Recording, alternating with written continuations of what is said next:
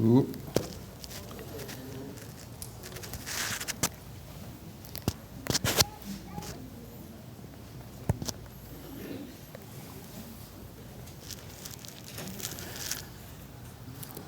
C'est fragile, ces meubles-là. Bon matin. Vous allez bien ce matin? Bon, tant mieux. Je ne m'attendais pas à un non non plus. Hein. C'est assez bizarre. Vous allez dire, non, ça va assez mal. C'est vrai que ça va mal, mais c'est sans compter Dieu, ça. Dans le Seigneur, on peut dire que ça va bien.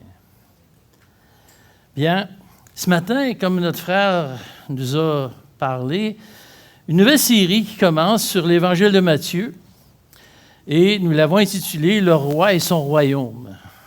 Et vous allez voir défiler au fur et à mesure que les prédications vont avancer, il va y avoir des sous-titres. Il va y avoir 8 sections. Et nous voyons dans cette section-là la venue d'un roi, la venue du roi. Et cette section-là, c'est de 1 à 1 jusqu'à 4, 25. On ne fait pas tout ça ce matin.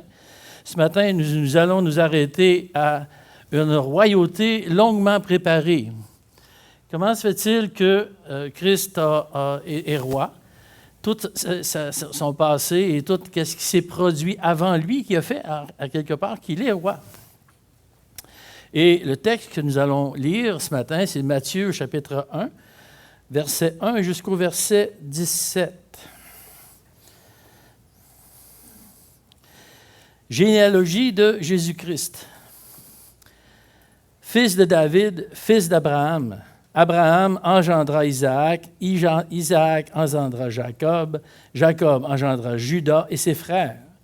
Judas engendra Tamar, Parès et Zara.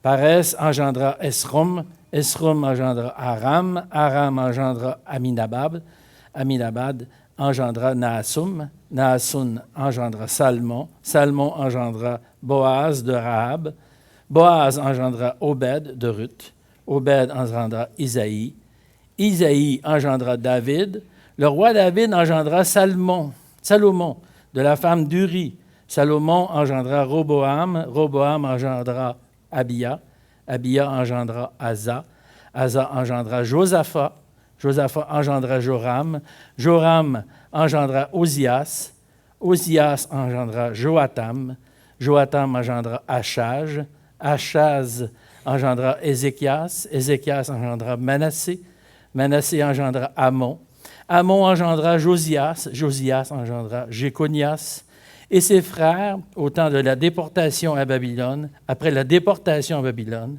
Jéconias engendra Salatiel, Salatiel engendra Zorobabel, Zorobabel engendra Abiud, Abiud engendra Eliakim, Eliakim engendra Azor, Azor engendra Sadoc, Sadoc engendra Hachim, Hachim engendra Éliud, Éliud engendra Éléazar, Éléazar engendra Mattan, engendra Jacob, et Jacob engendra Joseph, l'époux de Marie, né de laquelle est né Jésus, qui est appelé Christ.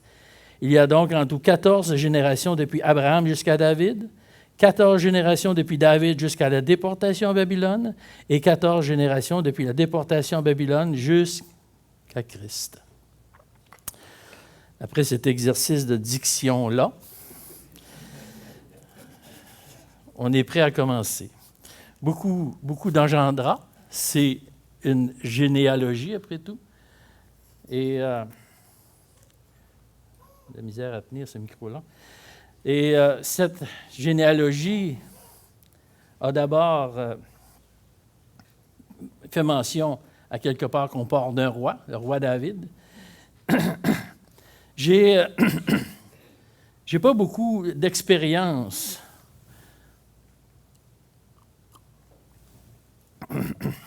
J'ai pas beaucoup d'expérience au niveau de la monarchie, au niveau des relations avec les rois.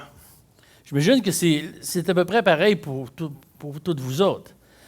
Par contre, j'ai eu une expérience, non pas avec un roi, mais avec le fils d'un roi. Ça, c'est moi. Oui, j'avais des cheveux un jour, et ma barbe était noire. Et j'annonce l'Évangile dans les rues de San Francisco. On a vécu 1 an en Californie. une école biblique, puis on le faisait une fois par semaine. On allait dans les rues de San Francisco pour en annoncer l'Évangile. Et à un moment donné, dans une de ces présentations-là, il arrive un jeune homme, grand jeune homme, puis il était très intéressé. Puis c'est intéressant quand tu annonces l'Évangile de voir quelqu'un d'intéressé en avant de toi. Hein? Fait que, il était très intéressé. Fait que je finis ma présentation. Naturellement, je l'avais spoté. Hein? Fait que j'ai tout de suite après ma présentation, je vais le voir. J'ai dit, tu avais de l'air intéressé, tu avais de l'air vraiment à être enjoué à ce que je disais, tu riais. Puis il dit, oui. Il dit, je suis content que tu finisses ta présentation parce qu'il dit, moi, je suis fils de roi.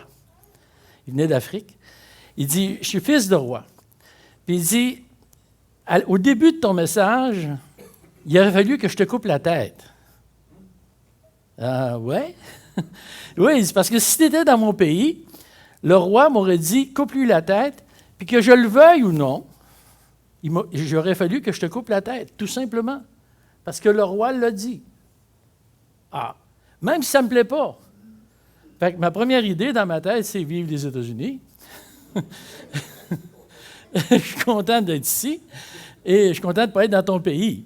Mais j'ai compris à quelque part que la royauté, à certains endroits, peut-être pas ici au Québec ou au Canada, mais dans certains pays, la royauté a encore énormément d'influence.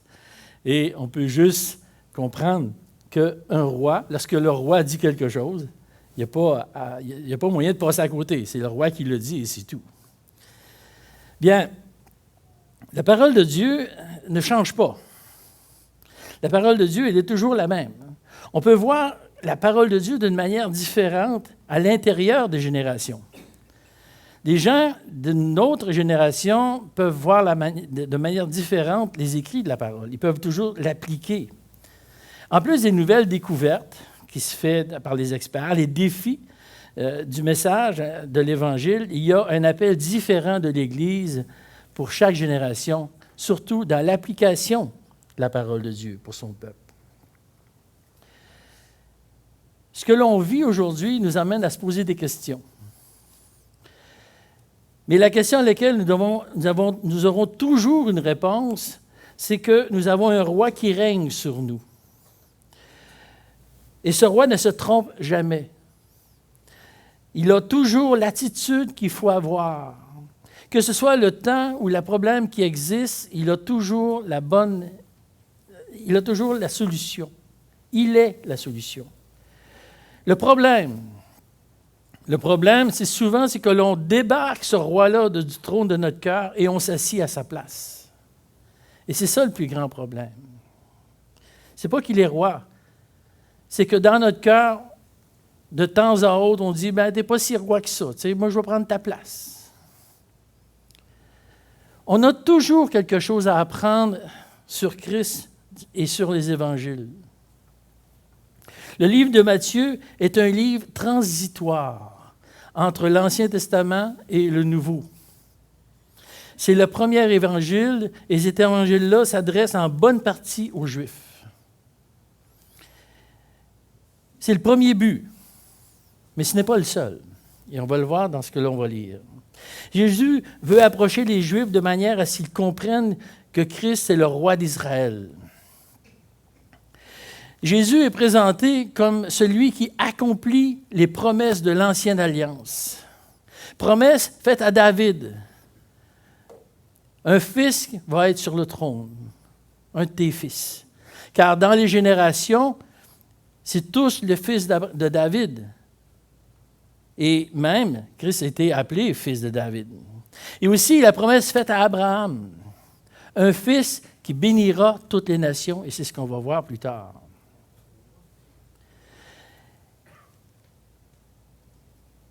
Le terme accompli se retrouve au moins à 15 reprises dans ce livre.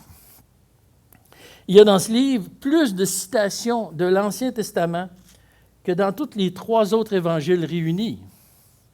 Donc, Matthieu est très connecté avec l'Ancien Testament et très connecté aussi avec le vécu du peuple juif. Matthieu nous révèle que Dieu s'occupe de négocier avec son peuple et les hommes de l'Ancien Testament. en présentant Christ et en tentant d'établir une relation avec son peuple. Matthieu est le seul évangéliste à citer Jésus lorsqu'il dit dans Matthieu 15, 24, « Je n'ai été envoyé qu'aux brebis perdues de la maison d'Israël. » C'est le seul endroit où on retrouve cette citation-là. La première phase de l'Évangile est la clé pour comprendre la présentation de Jésus. Généalogie de Jésus-Christ, fils de Dieu, fils de David, fils d'Abraham. À cette reprise, Jésus est appelé fils de David. Dans l'Évangile de Matthieu, à cette reprise. Et dans tout le livre, et dans toute la Bible, il est 10 fois mention, et 7 fois dans l'Évangile de Matthieu. Ce nom connecte le Sauveur au trône d'Israël. Tandis que la mention « fils d'Abraham » est reliée à la terre promise d'Israël. Abraham était le premier à qui Dieu a donné cette terre. Le titre « fils d'Abraham » appliqué à Christ fait en sorte que la restauration de la terre d'Israël est exprimée à travers l'acceptation de Christ comme descendant d'Abraham et aussi comme sauveur et roi. Christ est exprimé dans son acceptation. Lorsqu'il pose des jugements sur la ville de Jérusalem au chapitre 23, il dit au verset 39, « Car vous ne me verrez plus désormais jusqu'à ce que vous disiez, béni soit celui qui vient au nom du Seigneur. » Vous ne me verrez plus désormais jusqu'à ce que vous disiez cela. La partie du peuple encore vivant, qui n'aura pas endurci son cœur, va reconnaître Christ comme roi et comme sauveur. Ils vont lui demander sa présence et sa bénédiction. Et ce moment précis-là est détaillé dans Zacharie, du chapitre 12, verset 14. « Alors je répandrai sur la maison de David et sur les habitants de Jérusalem un esprit de grâce et de supplication. Et ils tourneront les regards vers moi, celui qu'ils ont percé. Ils pleureront sur lui comme on pleure sur un fils unique. » Et au chapitre 14, verset 4, « Ses pieds se poseront ce jour sur la montagne des Oliviers qui est vis-à-vis de Jérusalem, du côté de l'Orient. » Le retour fantastique de Christ. « L'Éternel sera roi de toute la terre. En ce jour-là, l'Éternel sera le seul Éternel et son nom sera le seul nom. » C'est un moment magique où ce que Israël va reconnaître que Christ est roi et Seigneur.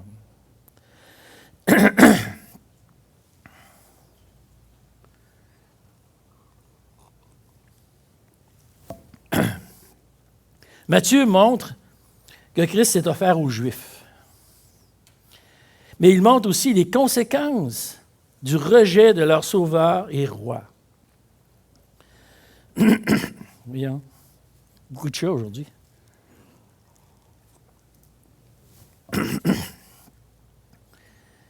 Et à cause de cela, ils sont mis de côté temporairement. Et Dieu, dans sa grâce, se tourne vers les gentils, vers les non-juifs, si on veut. Romains 15, 8 et 9, donne un résumé de l'Évangile de Matthieu. « Voici en effet ce que j'affirme, c'est d'abord que Christ est venu se mettre au service des Juifs pour montrer que Dieu est véridique en accomplissant les promesses faites à leurs ancêtres.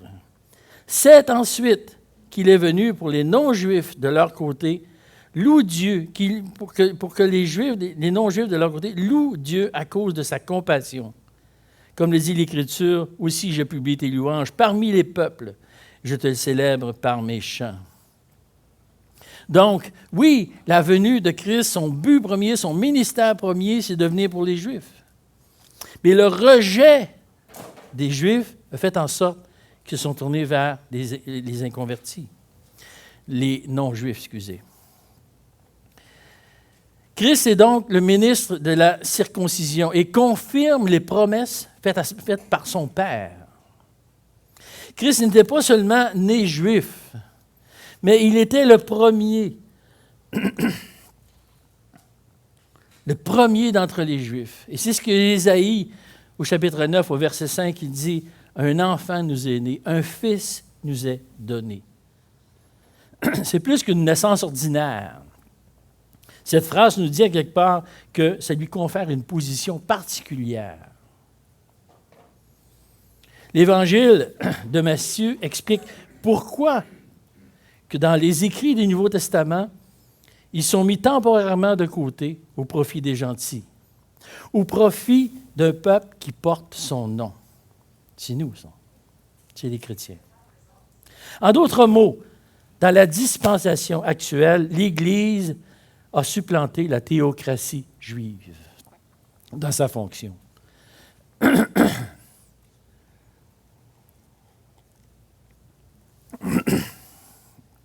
J'ai toute une portée de chat, j'ai plus un chat. Hein.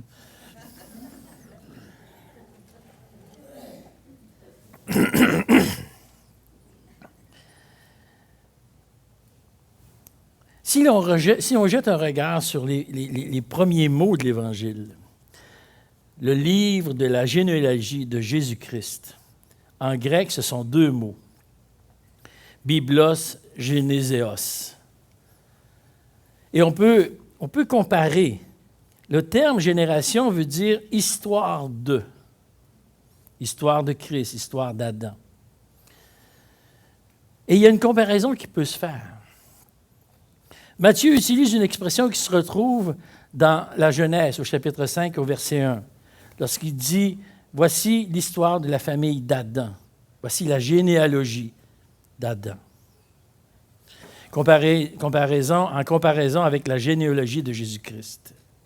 Et ces deux histoires, ces deux livres, ces deux généalogies, ces deux générations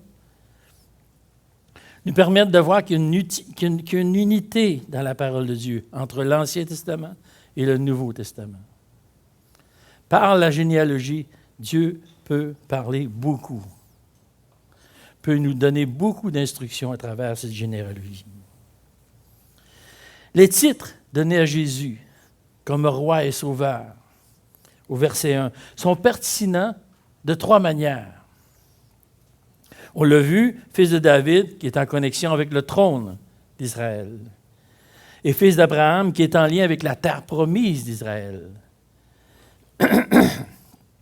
Deuxièmement, si le fils de David se limite à Israël, le fils d'Abraham a une vision beaucoup plus large, étendant son influence sur toutes les nations de la terre, selon la promesse originale qu'Abraham a eue dans Genèse, chapitre 12, verset 3. « Je bénirai ceux qui te béniront. Je maudirai celui qui te maudira. Tous les clans de la terre se béniront par toi. En toi seront bénies toutes les familles de la terre, et je bénirai toutes les nations de la terre. » Selon différentes versions. Donc, par Abraham, Dieu avait l'intention de toucher toutes les nations, tous les peuples. Le troisième lien qui existe est l'Évangile de Matthieu en lien avec les titres qu'il a. On pourrait diviser l'Évangile de Matthieu en trois sections, le plus simple possible. La première section qui est l'introduction, du chapitre 1 jusqu'au chapitre 4, verset 16. La deuxième section, c'est le développement du ministère de Jésus. 4, 17 jusqu'à 16, 20. Et la troisième section, qui est le point culminant du ministère de Jésus, du chapitre 16, verset 21 jusqu'à la fin, 28, 20. Chacune des sections comporte un verset d'introduction.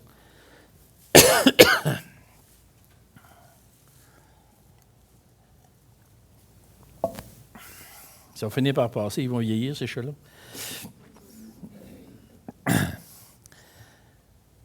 Et on voit dans la première section, la deuxième section, si on saute l'introduction, on voit que le ministère officiel de Christ présente Christ comme le fils de David. Il va dire au verset 17, à partir de ce moment, Jésus commença à prêcher en public en disant « Changez, car le royaume des cieux est proche ». Ceci était un discours qu'un roi va apporter. C'est un discours qui accueille les gens dans un royaume. C'est vraiment Christ qui se dresse aux Juifs en disant « Voici, je suis roi et voici mon royaume ». Et la deuxième section, qui part du chapitre 16, verset 21, qui est, comme on dit, le point culminant de son ministère, et le verset 21, qui dit « À partir de ce moment, Jésus commença à prêcher et dire « Repentez-vous, car le royaume des cieux est proche. » Excusez. Dès le commencement, Jésus commençait à faire connaître à ses disciples qu'il fallait qu'il aille à Jérusalem, qu'il souffrit beaucoup de la part des anciens, des principaux sacrificateurs et des scribes, qu'il fut mis à mort et qu'il ressuscita le troisième jour. Ce n'est pas le même discours. Ce n'est pas le même, on dirait que ce n'est pas le même ministère. C'est encore le ministère de Jésus. Mais cette section regarde le sacrifice de Christ. Et cela nous rappelle le rapprochement lorsque Dieu demanda à Abraham de sacrifier son fils Isaac. Vous vous rappelez cette histoire? D'ailleurs, je crois que c'est Marc Rochette qui a prêché ici il n'y a pas si longtemps. Si Dieu a épargné le premier fils d'Abraham, il a décidé de ne pas épargner celui-ci. Et le sacrifice de Christ ouvre la porte à l'accomplissement de la promesse faite à Abraham, que je viens juste de lire dans Genèse 12, 3. Toutes les nations seront rassemblées. Il est évident que la liste des noms du verset 2 au verset 17 a pour but de présenter une lignée royale. Vous pourriez comparer chez vous la généalogie qu'il y a dans Luc chapitre 3. Vous allez voir que cette généalogie, pour la même personne, n'est pas faite de la même manière, n'atteint pas le même but. Les rois, et encore aujourd'hui, les rois ne sont pas nommés par vote populaire, mais par descendance. Lorsque notre chère reine 2, Élisabeth de son prénom, va décéder, ça ne sera pas un vote populaire qui va mentionner le prochain roi, ça va être de sa lignée. La royauté se transmet de père en fils. Dans le contexte de présenter Jésus comme roi, la question se pose. Était-il de sang royal? Sa lignée le prouve. Par ailleurs, Christ, sous le titre de roi, est mentionné à plus de 12 reprises dans l'Évangile de Matthieu. Cette liste est intéressante sur plusieurs points. 5 femmes sont mentionnées dans cette liste-là, ce qui est déjà une bizarrerie, car dans les généalogies juives, il n'y a aucune femme qui est mentionnée. Et là, il y en a 5. Et, fait particulier, Tamar, qui n'est pas juive, cananéenne, qui joua le rôle de prostituée pour séduire Judas, Rahab, qui est prostituée et non juive, Ruth, qui était une Moabite, et sa particularité comme Moabite, c'était qu'elle adorait les idoles, la femme d'Uri, qui, elle, était juive. Et ces 3 premières femmes-là, que j'ai mentionnées, ne sont pas juives. Et les 2 dernières, qui sont juives, mais la femme d'Uri, Bathsheba, qui rappelle le péché de David. Pourquoi mentionner ça dans une généalogie? Et la dernière, Marie, qui est correcte comme femme, qui a bien agi, mais elle a quand même dû porter la honte, l'ignominie d'être enceinte en n'étant pas mariée. Aujourd'hui, ça a plus ou moins d'impact de tomber enceinte non mariée, parce que le mariage est tellement galvaudé que c'est pas grave. Mais dans ce temps-là, c'était quelque chose de terrible. Et on se rappelle que Joseph voulait divorcer ou il voulait se séparer de sa femme, de sa future, parce qu'il était justement enceinte.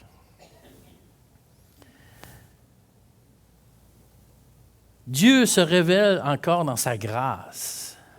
On se rend compte que c'est un beau clin d'œil à l'universalité du royaume de Christ.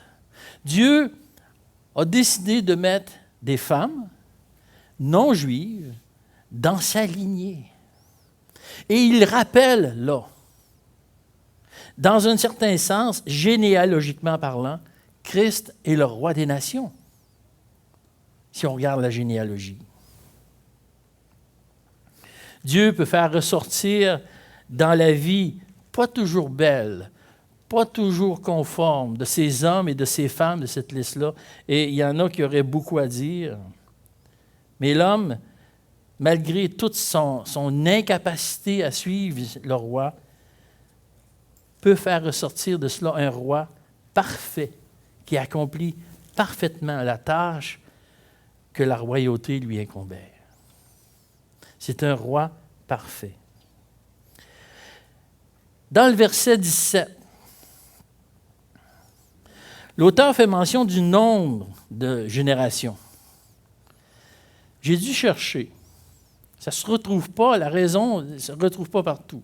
Naturellement, c'est porté à, on pourrait dire, ouais, c'est-tu de la numérologie, c'est-tu de la cabale juive, c'est-tu cela? Mais ce n'est pas cela. C'est deux, la numérologie et la cabale juive, c'est deux pseudosciences. Ce n'est pas des vraies sciences. C'est comme l'horoscope, si on veut comparer. L'horoscope, je la regarde juste pour rire. C'est tellement vague parfois, c'est tellement... Vous allez rencontrer quelqu'un d'important. Tout le monde autour de moi est important. Oui. Mais ce n'est pas cela. Ces deux pseudances-là, ils utilisent les chiffres pour prédire l'avenir, ce qui est malheureusement de l'horoscope. Par contre, certains chiffres ont une importance relative dans la parole de Dieu. Ce sont des symboles qui accompagnent et qui donnent une signification plus profonde au texte. Comme l'exemple qui est devant nous. Il dit dans verset 17, « Il y a donc 14 générations depuis Abraham jusqu'à David, 14 générations depuis David jusqu'à la déportation à Babylone, et 14 générations depuis la déportation de Babylone jusqu'au Christ. » 14, ce n'est pas un terme, ce n'est pas un chiffre qui a une signification vraiment. Par contre, 2 fois 7, qui fait 14, peut symboliser quelque chose. 2 étant une signification d'un témoignage. 2, c'est un témoin. Et on retrouve le chiffre 2 associé au témoignage. Dans 1 Timothée 5, 19, « N'accepte pas d'accusation si elle n'est pas appuyée par 2 ou 3 témoins. » Apocalypse 11, 3, « Je donnerai à mes 2 témoins. » Hébreux 10, 28, 1 Corinthiens 14, 27, et je pourrais en chercher encore, où est-ce que le chiffre 2 parle de témoignage. Et le chiffre 7, le chiffre de la perfection. Ça, c'est assez connu, comme le chiffre 7, le chiffre de la perfection. Un symbole qui nous conduit à un témoignage parfait. L'aboutissement de ces générations-là, de cette histoire, Christ, qui est ce témoin parfait en fidélité et en vérité. L'autre symbolisme que l'on pourrait ressortir, c'est pourquoi 3 fois 14? 3 générations. Il aurait pu le dire bien autrement. Il a choisi de le dire de cette manière-là. 3 fois 14, ça fait 42. 42 dans la parole de Dieu. Ça ne veut pas dire grand-chose.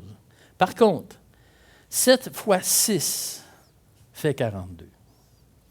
Et 7, on l'a dit tout à l'heure, qui symbolise la perfection, et 6, qui est le chiffre qui symbolise l'homme.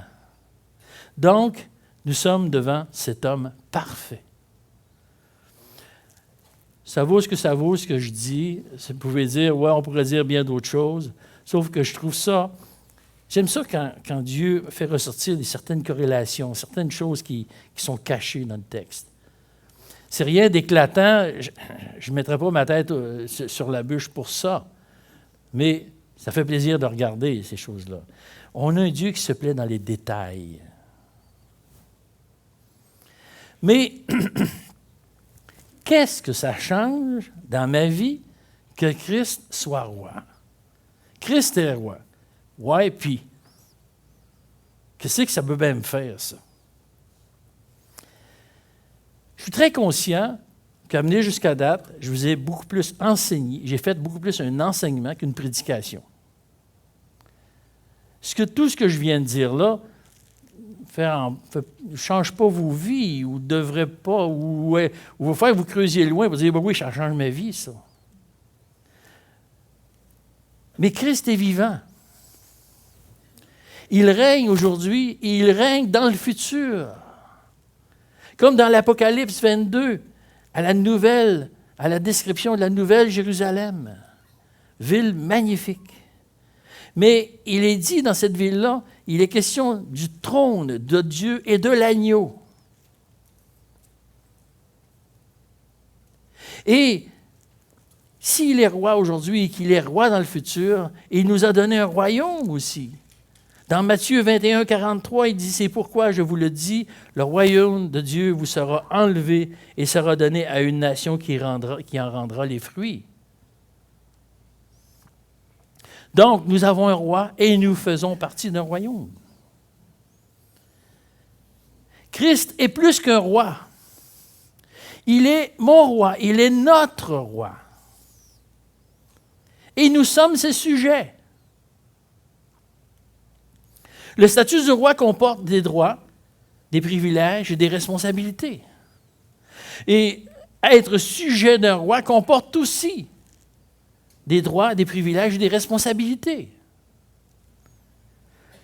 Le roi a la responsabilité de gouverner le pays pour le bien-être de ses habitants. Voilà le rôle du roi.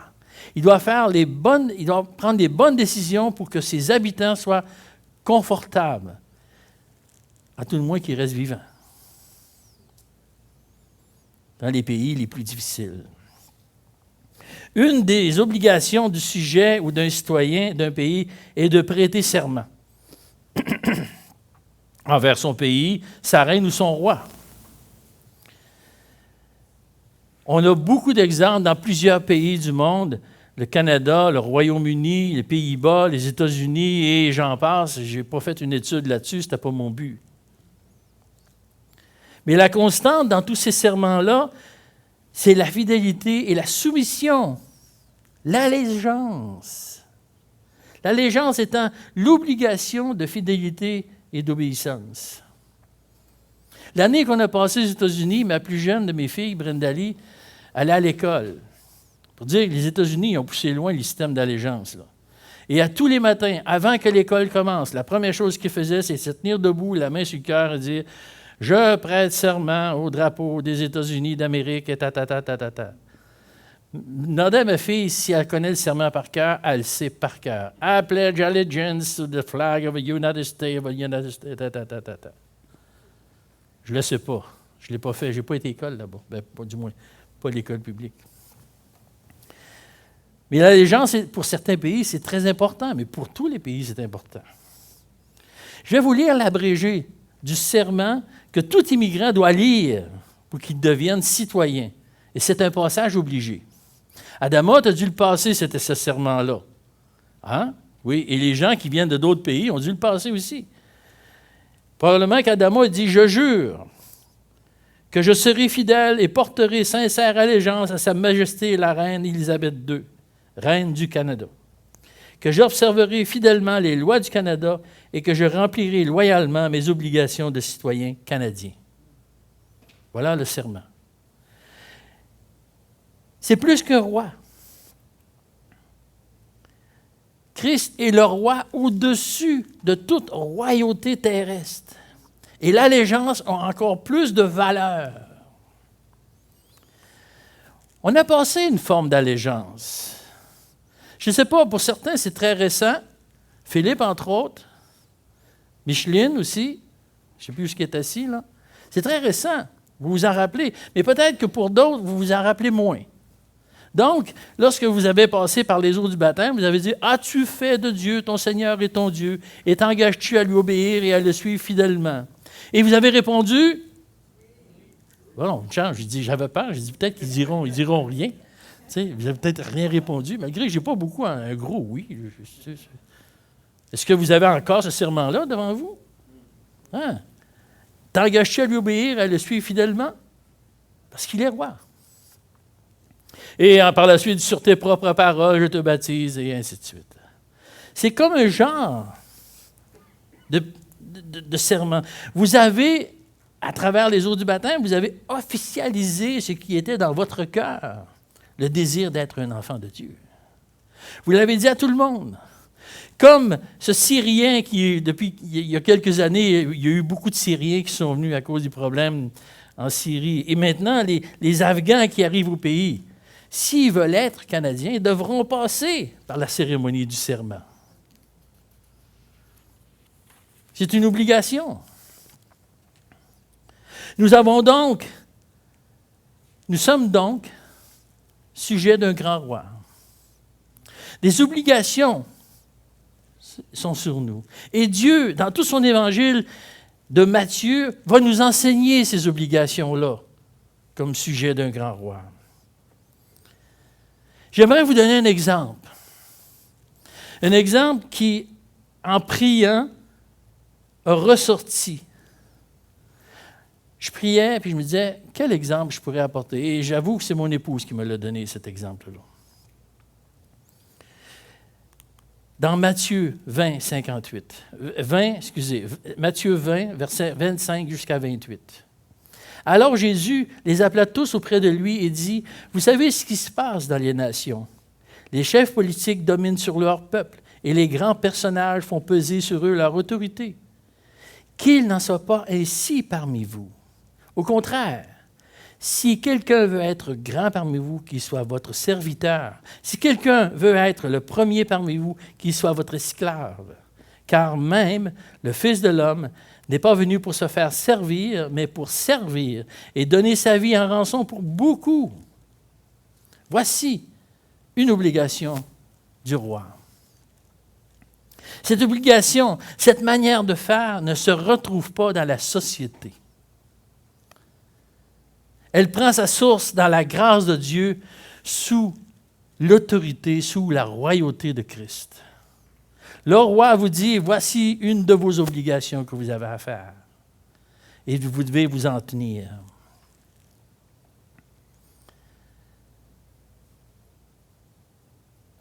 Elle est contraire à tout ce que l'on peut voir dans le monde. Aucun système de ce monde se mettrait d'avant cette politique-là.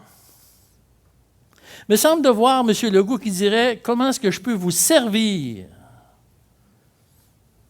Comment est-ce que M. Trudeau ou le prochain pourrait dire « Comment est-ce que je peux vous servir? » Oui, il pense servir, mais je pense que nous sommes plus utilisés qu'être servis, malheureusement. Je ne veux pas faire de politique ici. Mais c'est ça le monde. Peu importe le pays, c'est ça le monde. D'ailleurs, c'est ce que Christ nous dit, ils dominent et font peser leur autorité. Et cela ne devra pas être notre ligne de pensée si nous désirons obéir au roi. Ça ne devrait pas être notre ligne de pensée, de dominer et de vouloir imposer, plutôt de servir. On a un roi qui a pris ses responsabilités au sérieux et qui a rempli les recommandations de Dieu à propos de la royauté.